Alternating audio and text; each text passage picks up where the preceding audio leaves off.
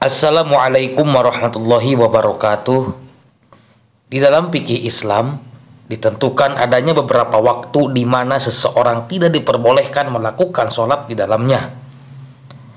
Dalam kitab Safinatun Najah menyebutkan adalah 5 waktu yang diharamkan untuk sholat. Sedangkan Syekh Muhammad Nawawi Banten dalam kitabnya Kasyifatus Saja menjelaskan kelima waktu tersebut sebagai berikut. Pertama, ketika terbitnya matahari. Waktu haram sholat yang pertama ini dimulai sejak mulai terbitnya matahari sampai dengan meninggi sekira ukuran 1 tombak. Dalam rentang waktu tersebut tidak diperbolehkan melakukan sholat.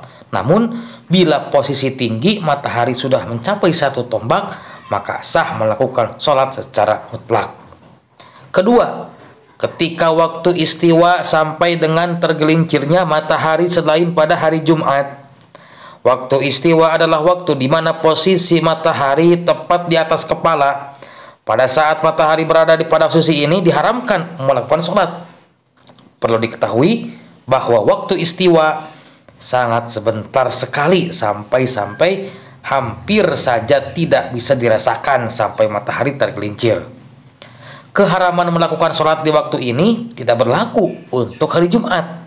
Artinya, sholat yang dilakukan pada hari Jumat dan bertepatan dengan waktu istiwa diperbolehkan dan sah sholatnya.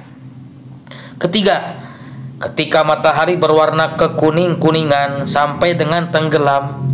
Berdasarkan hadis yang diriwayatkan oleh Imam Muslim, yang artinya ada 3 waktu di mana Rasulullah Shallallahu Alaihi Wasallam melarang kita sholat dan mengubur jenazah dalamnya. Ketika matahari terbit sampai meninggi, ketika unta berdiri di tengah hari yang sangat panas sekali, waktu tengah hari, sampai matahari condong, dan ketika matahari condong menuju terbenam hingga terbenam. Yang keempat, setelah melakukan sholat subuh sampai dengan terbitnya matahari. Keharaman sholat pada waktu ini berlaku bagi orang yang melakukan sholat subuh secara adaan atau pada waktunya. Gambaran contoh kasusnya sebagai berikut. Anggaplah waktu sholat subuh dimulai dari jam 4 pagi dan jam 5. Matahari telah terbit, yang juga berarti habisnya waktu subuh.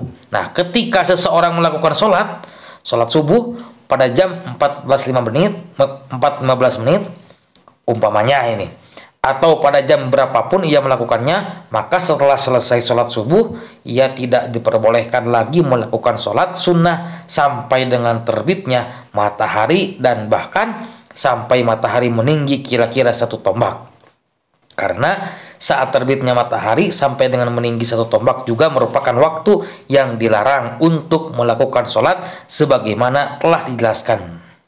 Sebaliknya, dalam rentang waktu jam 4 sampai jam 5 pagi selagi ia belum melakukan sholat subuh, maka ia diperbolehkan melakukan sholat apapun. Adapun orang yang melakukan sholat subuh secara kodoan pada waktu sholat subuh, maka ia diperbolehkan melakukan sholat lain setelahnya. Sebagai contoh kasus nih, seumpama seseorang pada hari kemarin karena suatu alasan belum melakukan sholat subuh, lalu mengkodoknya pada waktu subuh hari ini. Setelah ia melakukan sholat subuh kodok tersebut, ia tidak dilarang melakukan sholat lainnya. Yang kelima, setelah melakukan sholat asar sampai dengan tenggelamnya matahari. Sebagaimana diharamkan melakukan sholat setelah sholat subuh, di atas juga diharamkan melakukan sholat bagi orang yang telah melakukan sholat asar secara adaan atau pada waktunya. Keharaman melakukan sholat setelah melakukan sholat asar ini terus berlaku sampai dengan tenggelamnya matahari.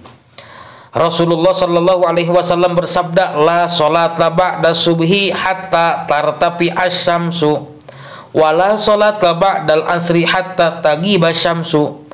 Tak ada sholat setelah sholat subuh sampai matahari meninggi, dan tak ada sholat setelah sholat asar sampai matahari tenggelam. Hadis riwayat Imam Bukhari. Sahabat Lutfi SM Channel yang berbahagia, Selanjutnya, Syekh Muhammad Nawawi Banten dalam kitabnya tersebut menuturkan bahwa sholat yang diharamkan dilakukan pada kelima waktu itu yang tadi dijelaskan adalah sholat sunnah yang tidak memiliki sebab yang mendahului dan tidak memiliki sebab yang membarengi. Sebagai contoh, sholat tahiyatul masjid.